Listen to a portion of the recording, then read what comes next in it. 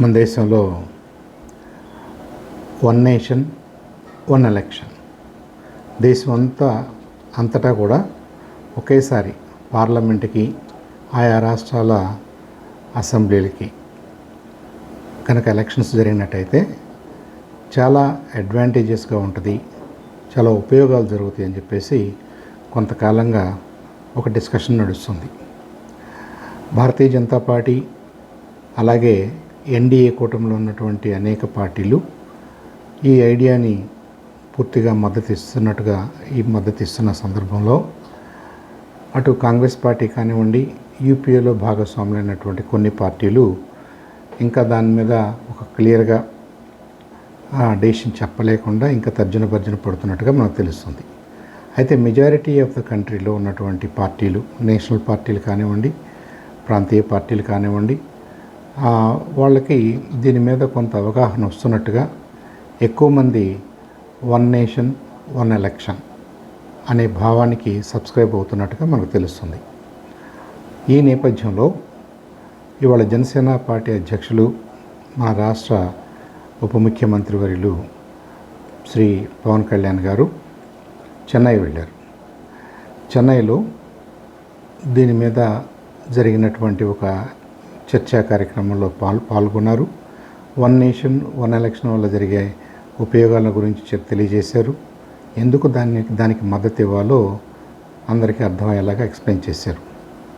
At the same time DMK అధినేత అలాగే తమిళనాడు ముఖ్యమంత్రి శ్రీ స్టాలిన్ గారు ఆయన దీనికి వ్యతిరేకంగా మాట్లాడుతున్నారు కాబట్టి ఆయన్ను కూడా రిక్వెస్ట్ చేస్తూ, ఆయనకు కూడా ఎక్స్ప్లెయిన్ చేస్తూ, దీని మీద ఉన్నటువంటి ఆయనకున్నటువంటి రిజర్వేషన్స్ని అడ్రస్ చేస్తూ కొంత మాట్లాడాలి, ఆయన్ని కన్విన్స్ చేయాలి అనే ప్రయత్నంలో భాగంగా పవన్ కళ్యాణ్ గారు చెన్నైలో ఆ పని మీద ఉన్నట్టుగా మనకు తెలుస్తుంది.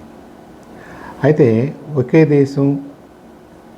దేశం ఒకే ఎలక్షన్ అనే భావన ఎందుకు వచ్చింది అంటే, మనం చూస్తున్నాం పార్లమెంటుతో పాటుగా కొన్ని స్టేట్స్కి వాటి అసెంబ్లీస్కి ఎలక్షన్స్ జరుగుతున్నాయి. కొన్ని అసెంబ్లీలు నెలల తేడాతో జరుగుతున్నాయి. 6 నెలల్లో, సంవత్సరంన్నరలో. దాదాపుగా మన పార్లమెంట్ ఎలక్షన్స్ 5 సంవత్సరాలకు ఒకసారి జరిగితే ఈ 5 సంవత్సరాల కాలంలో కూడా అనేక రాష్ట్రాల్లో ఏదో ఒక టైంలో అసెంబ్లీలకి ఎలక్షన్స్ జరుగుతూనే ఉన్నాయి.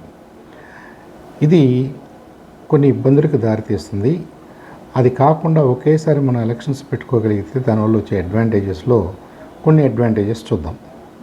మొదటిది, అటు దేశంలో జరిగే ఎలక్షన్ అంటే పార్లమెంటుకు జరిగే ఎలక్షన్లు కానివ్వండి, అలాగే అసెంబ్లీలకు జరిగే ఎలక్షన్స్ కానివ్వండి, ఒకేసారి జరిగేటట్టయితే ఓవరాల్గా మనకి ప్లానింగ్ విషయంలోనూ, క్యాంపెయినింగ్ విషయంలోనూ, కాస్ట్ విషయంలోనూ ప్రభుత్వం మీద చాలా భారం తగ్గుతుంది.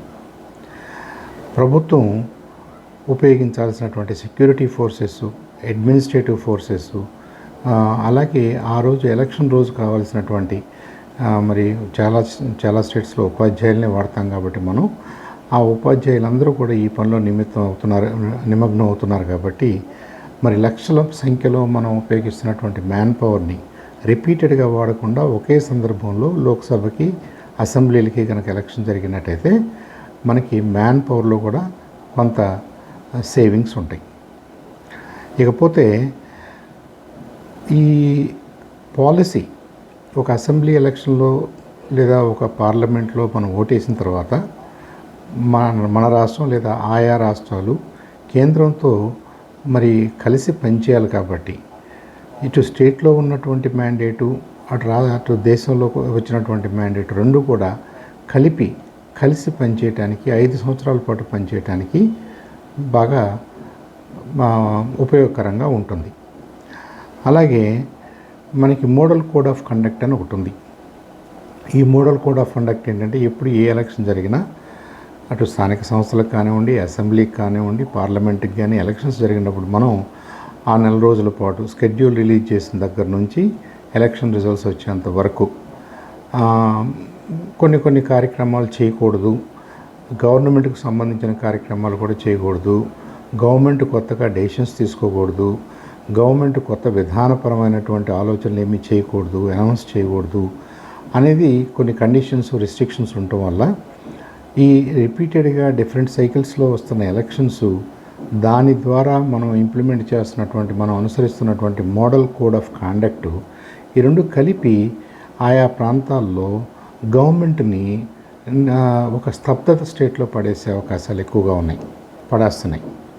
గవర్నమెంట్ ఏమీ చేయలేకుండా ఒక నెల రోజుల పాటు, 45 రోజుల పాటు, 2 నెలల పాటు దాన్ని almost zero policy, zero activity అన్నట్టుగా కొత్త విధానపరమైనటువంటి కొత్తగా ఆలోచనలు ఏమీ చేయకుండా, అవసరం ఏదైనప్పటికీ ఒక్కొక్కసారి సమాజంలో అత్యవసర పరిస్థితులు ఏర్పడతాయి. సమాజానికి కావాల్సిన పనులు మనం కొన్ని చేయాల్సి వస్తుంది. కాకపోతే ఎలక్షన్ కోడ్ ఉంది కాబట్టి మనం ఏమీ చేయకూడదు అన్నట్టుగా మరి ఆ పార్టీలు కానివ్వండి, ప్రభుత్వం కానివ్వండి, వీటికి ఒప్పుకోవట్లేదు. కాబట్టి మోడల్ కోడ్ని అనుసరించాలి. కాబట్టి ఎలక్షన్స్ ఫెయిర్ అండ్ ఫ్రీగా జరగాలి అనే కోణంలో మోడల్ కోడ్కి మనం ప్రయారిటీ ఇస్తాం. కాబట్టి ప్రభుత్వ పని డెఫినెట్గా ఇంపాక్ట్ అవుతుంది. చాలా సందర్భాలు నెగిటివ్గానే ఇంపాక్ట్ అవుతుంది. మనకి జరగాల్సిన పనులు ఆ సందర్భంలో జరగట్లేదు. అది జరగకుండా ఉండాలంటే మనకి ఎలక్షన్స్ అన్నిటినీ ఈ అసెంబ్లీలకి, పార్లమెంట్కి ఒకే విండోలోకి తీసుకురావడం వల్ల అడ్వాంటేజ్ ఉంటుంది. అలాగే ఈ ఓటర్స్ విషయంలో మనకి ఓన్లీ పార్లమెంట్ ఎలక్షన్స్ వచ్చినాయి అనుకోండి, జనరల్గా ఎలా ఉంటుందంటే స్థానికంగా మన ఆలోచనలు అది ఎక్కడో కేంద్రానికి సంబంధించిన అంశాలే, మాకెందుకులే అన్నట్టుగా ఎక్కువ మంది ఇంట్రెస్ట్ చూపించరు. స్థానిక విషయాల మీద, రాష్ట్ర ప్రభుత్వాలకు సంబంధించిన అంశాల మీద కొద్దిగా ఓటర్ టర్నౌట్ ఎక్కువగా ఉంటుంది. కానీ మనం ఒక యూనియన్లో ఉన్నామని, మనం నిజంగా ఫెడరల్ ఫార్మాట్లో లేము. అమెరికా లాగా లేము. అమెరికా లాగా మనం ఒక ప్రెసిడెంట్ని ఎన్నుకోవట్లేదు. ఇక్కడ మనం స్టేట్స్ని ఎన్నుకుంటూ, స్టేట్స్ అన్నిటినీ ఒక యూనియన్గా ఊహించుకుంటూ, ఆ యూనియన్ గవర్నమెంట్ ద్వారా ఇద్దరు కలిసి పనిచేసే ఫార్మాట్లో ఉన్నాం. కాబట్టి మనది 100% ట్రూ ఫెడరల్ అనే మోడల్ కాదు. ఆ ఫెడరల్ స్పిరిట్ అయితే మనం కొంత పాటిస్తున్నాం. కాబట్టి ఇక్కడ స్టేట్లో మనం ఓట్లు వేసినా, లేదా మన లోక్సభకు మనం ఓట్లు వేసినా, బోత్ ఆర్ ఈక్వల్లీ ఇంపార్టెంట్ అనే భావన డ్రైవ్ చేయడానికి కూడా వన్ నేషన్ వన్ ఎలక్షన్ చాలా ఉపయోగకరంగా ఉంటుందని చెప్పేసి మేధావుల అభిప్రాయం. అలాగే ఈ ఐడెంటిటీ పాలిటిక్స్ అంటే ఏంటంటే, ఒక్కొక్కసారి మన చుట్టూ ఉన్నటువంటి స్థానికంగా ఉన్న నాయకుల మీద మనం ఎక్కువ ఫోకస్ చేస్తూ, లేదా స్థానికంగా ఉన్న పార్టీ మీద ఎక్కువ ఫోకస్ చేస్తూ, అసలు దేశము, మన జాతీయత అనే భావాల్ని మనం వదిలేస్తున్నట్టుగా కనిపిస్తుంది. అది చాలా ప్రమాదకరం. కాబట్టి ఆ భావన పెంపొందించడానికి కూడా మనకి దేశం కూడా ఈక్వల్లీ ఇంపార్టెంట్. మన రాష్ట్రంలో మనం ఎంత ఇంట్రెస్ట్ చూపిస్తున్నామో, మన దేశంలో జరిగే ఎలక్షన్స్, పార్లమెంట్కి జరిగే ఎలక్షన్స్ కూడా అంతే ఇంపార్టెంట్ అనే భావనని ప్రజల్లో కలిగించడానికి, దాని మీద వాళ్ళందరినీ మోటివేట్ చేసి ఒక మంచి ఎలక్షన్, మంచి టర్నౌట్ తోటి, మంచి ఓటర్ అభిప్రాయాలతోటి, ఎక్కువ మంది ఓటర్స్ అభిప్రాయాలు రిఫ్లెక్ట్ అయ్యేటట్టుగా ఎలక్షన్స్ పెట్టుకోవాలి అంటే, ఎలక్షన్స్ జరగాలి అంటే డెఫినెట్గా అసెంబ్లీలకి, పార్లమెంట్కి ఒకేసారి పెట్టుకోగలిగితే బాగుంటుంది. ఆ తర్వాత ఏదన్నా చిన్న ఇబ్బందులు వస్తే దాన్ని ఎలా అధిగమించాలనేది డ్యూ కోర్స్ ఆఫ్ టైంలో మళ్ళీ మనం చూసుకోవచ్చు. అది ఎక్కడో ఏదో ఒక ఇబ్బంది వస్తుందేమోనని చెప్పేసి, అసలు ఇన్ని బెనిఫిట్స్ ఉన్నటువంటి ఒకే టైంలో అసెంబ్లీలకి, పార్లమెంట్కి, ఈ దేశం మాది, ఈ రాష్ట్రం మాది, ఈ ప్రాంతం మాది, అందరం కూడా మన దేశంలోనే ఉన్నామన్న భావనని అటు యూనియన్ గవర్నమెంట్ ఏర్పరచుకోవడంలోనూ, స్టేట్ గవర్నమెంట్స్ ఏర్పరచుకోవడంలోనూ చాలా అవసరం. కాబట్టి ఇది ఈ వన్ నేషన్ వన్ ఎలక్షన్ అనేది ఒక మంచి ఐడియాని, ఒక బలమైనటువంటి ఒక గుడ్ గవర్నెన్స్కి దారితీసే అవకాశమని పవన్ కళ్యాణ్ గారు ఎక్స్ప్లెయిన్ చేయడం జరిగింది. అలాగే ఎన్డీఏ భాగస్వాములు అయినటువంటి అనేక పార్టీలు దానికోసం ప్రయత్నం చేస్తున్నాయి.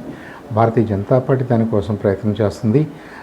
ఇదంతా కూడా భావోద్వేగాలకు అతీతంగా ప్యూర్ పొలిటికల్గా, ఒక ఎన్నిక ఎలా జరిగితే బాగుంటుందో, ఎన్నిక సమర్థవంతంగా జరుపుకోవటం ఎలాగో, రాష్ట్రాలకు తోడుగా జాతీయ భావాన్ని పెంపొందించుకోవటం అంటే ఏంటో మనందరం కూడా ఆలోచించి ఈ విషయంలో ఒక నిర్ణయం తీసుకుని వన్ నేషన్ వన్ ఎలక్షన్కి మద్దతు పలకాలని చెప్పేసి పవన్ కళ్యాణ్ గారు ఏదైతే పిలిపిస్తున్నారో దానికి ప్రతి జన సైనికుడు కూడా కట్టుబడి ఉన్నాడు. మేమంతా కూడా మొదటి నుంచి అనేక సందర్భాల్లో, అనేక ప్లాట్ఫామ్స్లో, అనేక ఇంటర్నల్ మీటింగ్స్లో కూడా ఇది మంచి అభిప్రాయం అని చెప్పేసి మెజారిటీ డిస్కషన్స్లో అవే వస్తున్నాయి. కాబట్టి మిగతా పార్టీ వాళ్ళకు కూడా మేము ఎక్స్ప్లెయిన్ చేయాలనుకుంటున్నాం, ప్రజానీకానికి కూడా ఎక్స్ప్లెయిన్ చేయాలనుకుంటున్నాం.